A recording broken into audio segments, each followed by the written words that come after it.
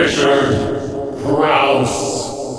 Gentlemen, Broncos is a coming-of-age sci-fi comedy about plagiarism. It's also the latest film from Napoleon Dynamite director Gerard Hess. That means it's even more idiosyncratic than the description that I just gave a second ago. Written by Jared and his wife Jerusha Hess, Gentlemen, Broncos tells the story of aspiring fantasy writer and homeschooled teenage outcast Benjamin Purvis, played by Michael Angarano. He writes strange sci-fi stories that lead people to ask if he was, quote, having some kind of weird surgery that inspired his work. After attending Cletus Fest, a fantasy convention where he'd hoped to pick up writing tips from his hero, writer Dr. Ronald Chevalier, played by Flight of the Conchords' Jermaine Clement, his creative life becomes complicated when his novel, Yeast Lords, is turned into an extremely low-budget film and then plagiarized by Chevalier.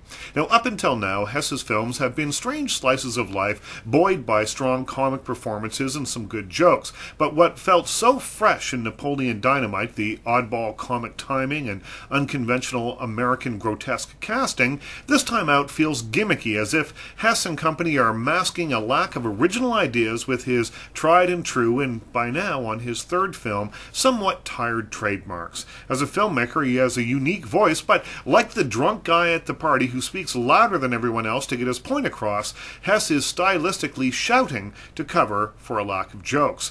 Angarano, a talented young actor in the Michael Cera mode, is fine here, but gets bowled over by a cast of curiosities. Jennifer Coolidge, as Benjamin's mother, rides the line between eccentric affectation and real life, raising a few laughs along the way, but Jermaine Clement, best known, as I said earlier, as half of the Flight of the Conchords, is nothing but eccentric affectation, and hilariously so for the short time he's on screen.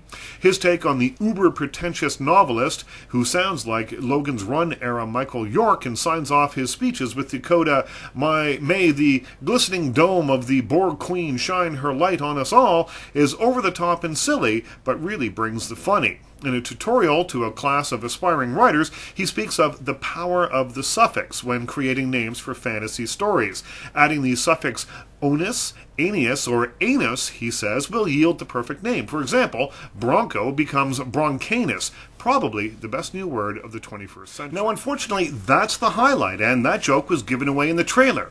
Gentlemen, Broncos left me wanting more and less of Hess, more of the freshness he displayed in his earlier work, and less of his cliched trademarks. Richard Rouse.